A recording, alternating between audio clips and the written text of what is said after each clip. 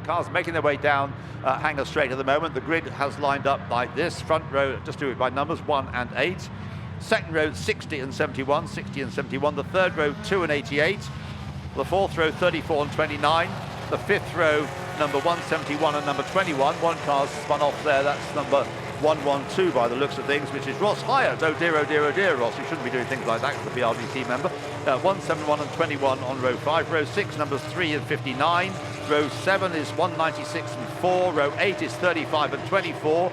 Row 9 is 192 and 12. Row 10, 18 and 14. Row 11, 72 and 25. Row 12, 112, we just mentioned, and 36. Row 13, 17 and 6. Row 14, 19 and 46. Row 15, 76 and 13. Row 16, 683 and 44. Row 17, 152 and 42. Row 18, 81 and 26. Row 19, 86 and 74. Row 20, 52 and 633. And the last car on the grid, number 37, the grid now has set off into the race, and taking the lead is Dean Forward in the orange McLaren as they come into your sight for the first time, followed by the other Can-Am car, Georg Hallau, with the number 1 Lola. I can't think of any car I'd rather not be in on a day like today, but Dean Forward and George Hallau are doing a fantastic job, and they're followed by the 2 Chevrons. In fact, John Burton, the original John Burton, if you remember way back to the 60s and 70s, has been passed for third place by Jonathan Mitchell in the other Chevron, and in fact John Burton loses another place to the 171 of the Gathercoles as well. And just out of interest, I didn't notice the Harindra De Silva, Tim De Silva right. Tadak there. Okay, well, I'm assuming the 171 is being driven in this race by David Gathercole. Today's race, they've got 2 races, one today and one tomorrow. Today's race is a 25-minute race, and tomorrow's race will be a pit stop race with a 1-minute pit stop in the middle. So the cars coming through Luffield at the moment. There, that spectacular looking March, number 88 of Kevin Cook, the March 75S. And in these very difficult conditions, a well-driven Chevron, even though it's a heavier and older car, the Chevron B8 in the hands of the likes of Martin O'Connell are going to go very well indeed, and could be in an unrepresentative place as where they'd normally finish in the dry. So the leaders heading back up towards Beckett's for the first time, Alistair. Yes, and it's the 2 big-engined cars, the Can-Am cars, that go through first, which is Dean Forward followed by George Hallau. But in third place, the 71 Jonathan Mitchell Chevron, followed by John Burton. But we're looking for the B8 of Martin O'Connell, but he hasn't yet managed to get further up than about 8th place.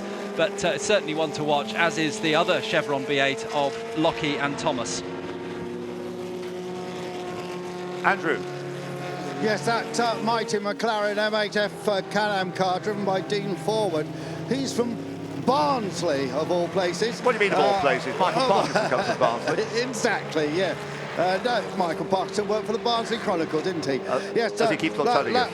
That is the car that John Fulston raced in a period in Thundersports. Well, I've been trying to find out its history before that, and I really don't remember, Ian. But it is a fantastic machine. Yeah, and Dean Forward is somebody who can handle it. You're just watching him going through Abbey now. Yeah. But also going, what do you know about the history of the number 1 car, the Georg Hallau Lola T310? Well, absolutely nothing at the moment. Right. I've no doubt it was sold by Carl Haas at some stage in the game. But I'll go and try and suss that out a bit. Shock horror, John Burton has spun before my very eyes. So this is 2 BRDC members that have spun, one on the green flag lap, one on the first race. He's got going again, but John Burton spinning is a rare event, and he has just done that. Anyway, he's got going again.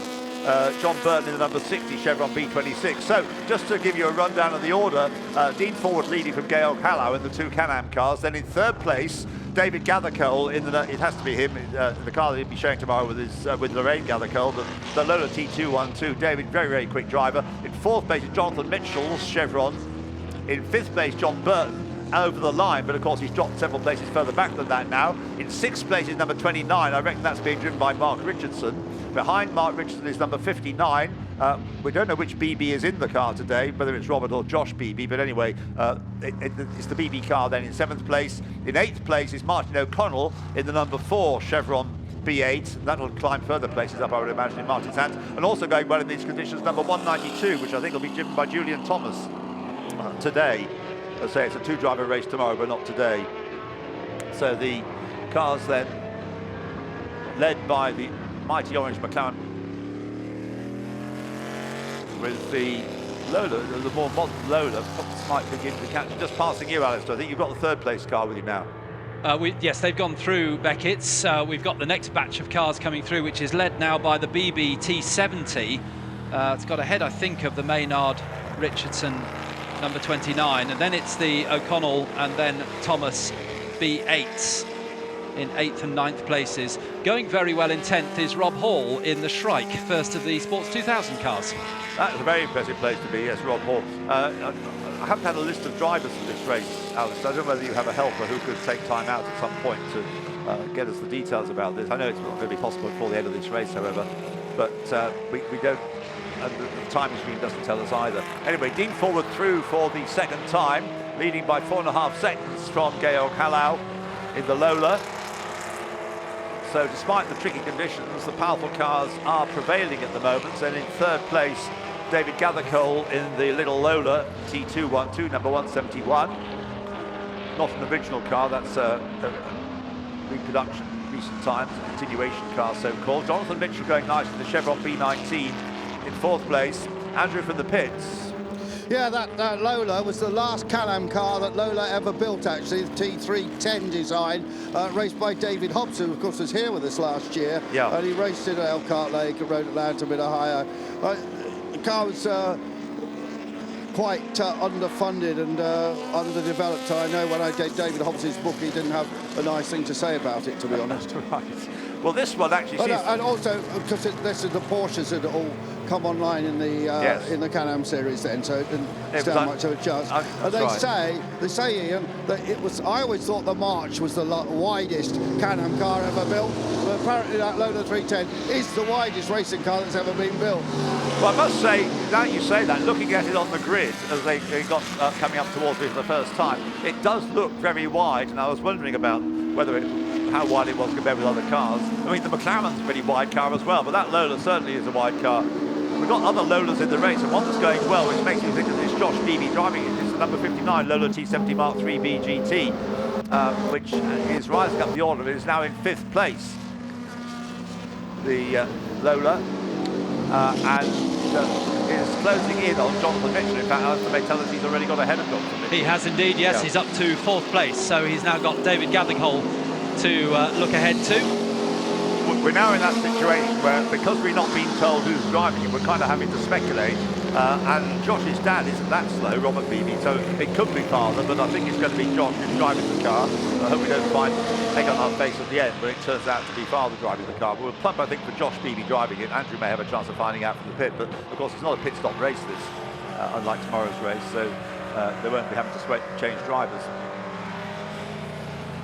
Normally we get the information from the organisers, they haven't given it for this race. So Dean Forward through for the third time, but behind him, Georg Hallau has done a quicker lap.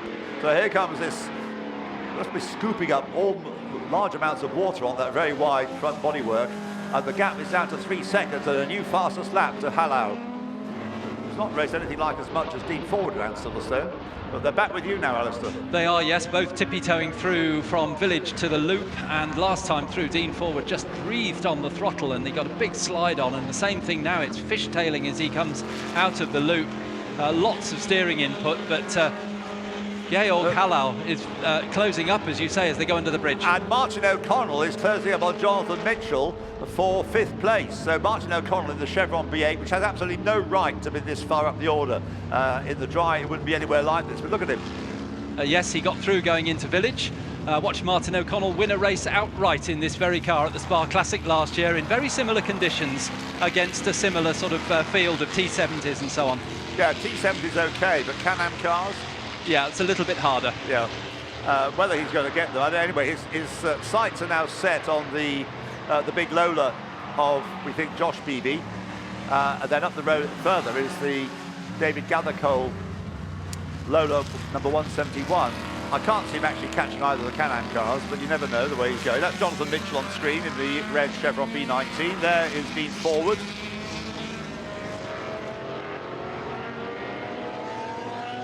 In the mighty Can-Am McLaren. Coming out onto Hangar Straight. And in the sectors, first sector, Hallau just slightly quicker, second sector slightly slower, so not much change either way on this lap. The lap times are coming down, you think, despite the very wet conditions. We've got a yellow flag, I see. It's not because of the safety car. Oh, it isn't. Yeah, I think we've got the safety car being deployed. Yeah, safety car being deployed, which is going to, if it stays as wet as it is, of course, give Martin O'Connell a chance. The reason for it is the number 25, one of the extras, that's Jörg Tobler with his Sports 2000 Royale in the gravel. Well, one or two interesting things are going to happen as a result of this safety car. Well, they happened, of course, to Ollie Bryant in the previous race. It's a shame we have to have safety cars, but these must when cars end up in the gravel close to the edge of the circuit. What will, of course, happen is that everybody's going to close up. It's going to give Hallau a chance of being right on the tail of Dean Forward. By the end of the lap, Martin O'Connell had got ahead of... No, he got ahead of Josh Beebe, who'd also been passed by Jonathan Mitchell. So the order at the end of lap 4, in the lead, number 18 Forward, so he'll be the first car. Yes, he is behind the safety car. Then we've got Georg Hallau in the big Lola, number 1 in second place. Then we've got number 171, David Gathercole, in the Lola T212, the little Lola, if you like. In fourth place is this performance by Martin O'Connell in the Chevron B8, number 4, which has no right to be there at all. Where did it qualify? It qualified on the 7th row. But in these conditions, obviously Martin O'Connell's ability can negate the performance deficit that the car would have in the dry. Jonathan Mitchell, number 71, is 5th. 6th is 59, we think, Josh Beebe in the Lola T70 Mark 3B. And then in 7th place is 192.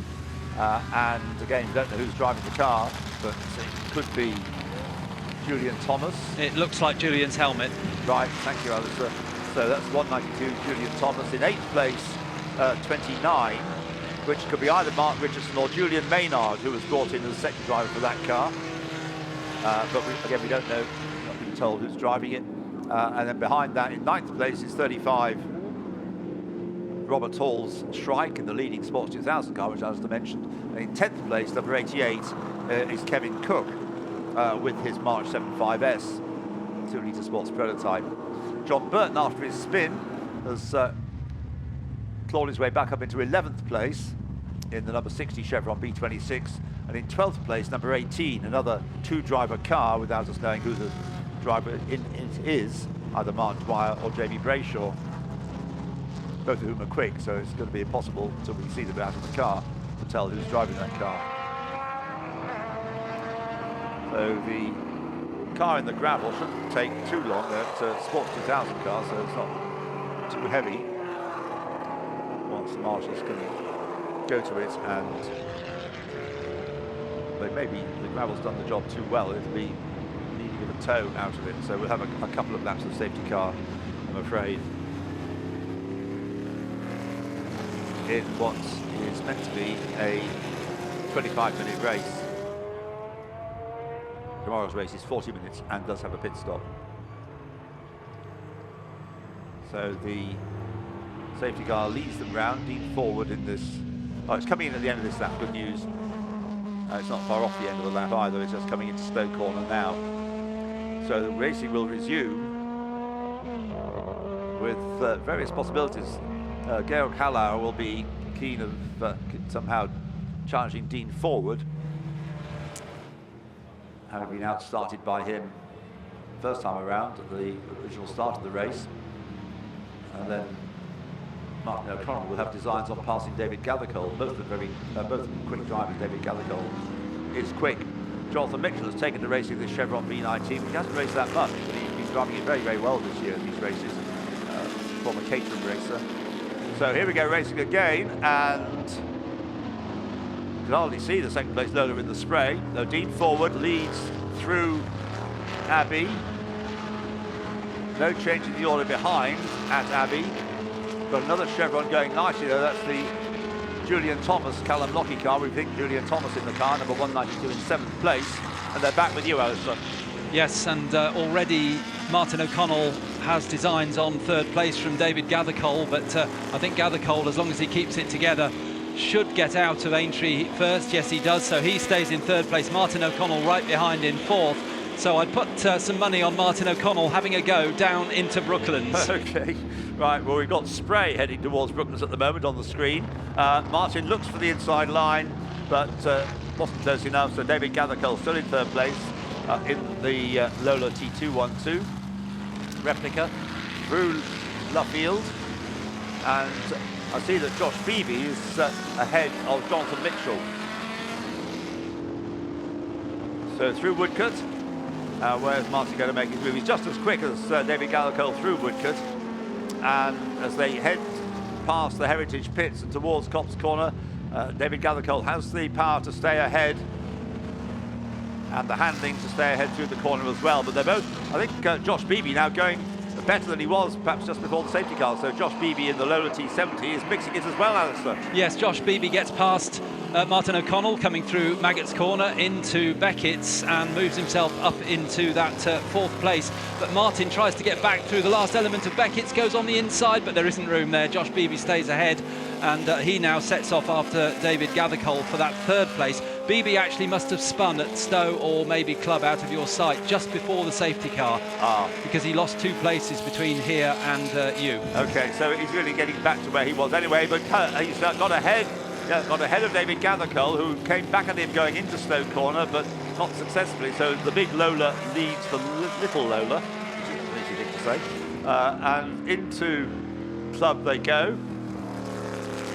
The big Lola stays ahead in the livery of Sid Taylor Racing, white with the green stripe over it, which were taken from Team Elite, which is the original team that ran this colour scheme of white with the green stripe. Into Abbey. Josh Beebe ahead of David Gathercole and Martin O'Connell. With Jonathan Mitchell now coming into the picture as well, I think you'll find, Alistair, when they come back into your side. Coming up towards Village now, yes, Beebe turns in the Lola T70. Martin O'Connell has a sneaky look up the inside of David Gathercole at that tight right-hander, and then another one into the tight left at the loop, but there's not really any room to get through there, but that doesn't stop Martin having a go as they come out of Aintree. Beebe starting to pull away now from the battle between Martin O'Connell and David Gathercole on the Wellington Straight. And we have just under 8 minutes of this race remaining. And David Gathercole making sure he occupies the middle of the road, but Martin O'Connell's going to dive down on the inside as they turn into Brooklands, but he didn't quite make it.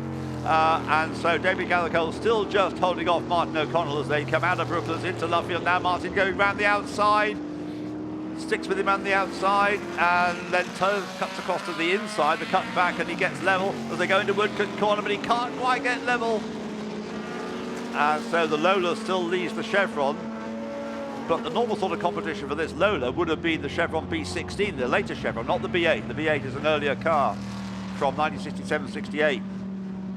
And Martin O'Connell doing great things with it to try and find a way around the more modern, both in terms of design and in terms of construction. This particular car, one that was built not so long ago, but to the period specification. Yeah. Josh Beebe runs wide at Beckett's, goes across the grass in the middle element of the corner, stays ahead of the O'Connell-Gathercole battle. Yes, the O'Connell-Gathercole battle as they go onto the Hanger Straight once again, but they're much closer. And we just saw the car of Kevin Cook being pushed to one side. He's had a moment, has had a mechanical problem. Anyway, Kevin Cook, number 88, who was running in 8th place, is now out of the race. So it is still just David Gathercole ahead in the red Lola, ahead of the blue Chevron B8 of Sandy Watson's car, but being driven, of course, by Martin O'Connell. Let's just look at the Sports 2000 category. It's still being led in the Shrike, that very spectacular looking little Shrike, rather like a Dougal on wheels. Number 35, Robert Hall with the Shrike P15. Meanwhile, Dean Forward leading by less than a second. The gap's come right down, Alistair. Yes, they're going through Village up to the loop now. Just my attention was taken by an incident on the other side at Beckett's. We're going to have definitely a yellow flag, maybe another safety car. I'm afraid there's bodywork on the track. And Dean Forward goes through in the lead ahead of Georg Kalau and down onto the Wellington Straight. Then we look back to the loop again and we find Martin O'Connell ahead of David Gathercole out of Village into the loop. So Martin O'Connell moves that B8 up into 4th place, just behind the T70, Lola T70 of Josh Beebe. It's worth making the point that Martin O'Connell, in his youth, he's not an old chap now, but in his youth was a Class B British Formula 3 champion. So he also won the Formula Vauxhall Championship. So he is a very, very good driver indeed. Member of the BRDC and fought off another challenge, re-challenge there by David Gathercole. So Martin is a really skillful driver and has really become one of the top drivers in historic racing. Also runs a very good preparation business, as Sandy Watson knows, because he entrusts all his cars to Martin to prepare. Well, Dean Forward still leads from Georg Kalau by less than a second. The gap coming down and down, but we're going to run out of race, aren't we? There's 4 and 3/4 minutes remain. We've got the Lola, the BB Lola, I think, Alison. The car's just coming past the incident at the exit of Maggots. Leaders down onto the hangar straight once again. But our battle for 3rd, 4th and 5th coming through Beckett's. That's the bodywork on the track that you were telling us about, shown on the screen now. Yes, and the car is actually parked against the barriers right outside my commentary box. The driver, I'm pleased to say, is out and standing with the marshals. But quite a big incident there, which, as you say, has left bodywork from Maggots to Beckett's. So I think let's let the race run to the end now with 4 minutes to go. Do you know which car it is? I've got Duncan out there. It's right underneath the barriers. I've got Duncan out there trying to look. He tells me possibly Ross Hyatt. Oh dear.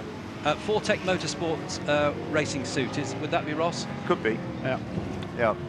Oh dear, because he spun, of course, on the green flag lap as well. So poor Ross. But anyway, the lead gap has gone up enormously. It was just under a second. Now it's just under 6 seconds. So Georg Kalau having a moment. We're about to see why. Got a replay coming up. There's Dean Forward. Now what about Halau? He comes into view backwards. Enter stage right, backwards. But a well-held moment. You have to give him credit for catching the moment, and credit to Hay Fisher as well for catching the moment on camera. But he is now a more distant second, but running clear of Josh Beebe in the number 59 Lola. We're about to find out whether we're right in assuming it's Josh and it's not his dad Robert Beebe driving that car, because he's in 3rd place and therefore destined for the podium. Martin O'Connell in 4th place, David Gathercole 5th. Andrew? Yeah, just that was definitely Ross Hyatt if it was the Fortec race suit. I tried to find out which BB was driving. I've walked all down the pit lane trying to find the team, but sadly I've been unsuccessful with that. But just a quick thought about Martin O'Connell. He's also in the next race, so he would have been in 3 successive races. Yes. But if you remember, when he won the Formula 3 B section, you know, he was very underfunded. Yes. He is definitely one of those unsung heroes, and it's great to see him, you know, coming on so strong as a driver these days in historics. Yeah, and a terrific bloke. If you remember in Formula Vauxhall before that, when he won the championship, that was an underfunded effort as well. I mean, he prepares the cars himself. Yeah. Yes. He possibly is quite the right shape for being a young driver these days. A bit chunky. Anyway, meanwhile, back at the front, there we are, the leader coming into club corner, and will start his last lap. It's been an impeccable performance by Dean Forward, who drives a variety of historic cars very well, whichever he drives. If you were here years ago, well, 4 or 5 years ago at the Classic, he drove a Ford Mustang and put the cat amongst the regular pigeons. And he is now, as I say, on the last lap. But he was taking it a bit easy, and Georg Hallau is closing up once more. The gap was 6 seconds after that spin that Hallau had, but he's now back to just under 3 seconds. He's closing in, Alistair. Yes, he is coming up towards the loop now, and I think maybe this is Dean Forward just making sure that he gets to the finish safely, because the track conditions have definitely worsened over the last and Dean gets a very big understeering moment, just aquaplaned on the exit of Aintree, but back on the power again and down the Wellington Straight. I think it's just making absolutely sure that he gets to the finish, and confirmation that what we already know is it was Ross Hyatt who had that incident, just being attended to now. Third place, Josh Beebe. Leader through Luffield, with the Lola reeling him in. But I'm sure you're right. Yes, it is Dean Forward just making sure he gets the car to the back. It's not, as he pointed out to Andrew yesterday, it's not his car, and he doesn't want to do any damage to it. He's driven it very, very well indeed. And Georg Hallau has driven the Lola very well indeed, and the gap continued to come down, but not so as I would have thought there's going to be any threat to Dean Forward over the last half of the last lap. Passing you now. In fact, yes, I think Dean has opened out the gap between when we saw him last at the other side of the circuit and through to Beckett's, because the gap seems to have gone back out to about 5 seconds as they exit Beckett's for the last time. David Gathercole has gone missing. He's gone into the pits, I see. Don't know anything about that, but David Gathercole, who was, of course, running in 3rd or 4th place, the Lola number 171, is no longer circulating. We haven't seen it in the pits, but it is in the pits according to the timing screen.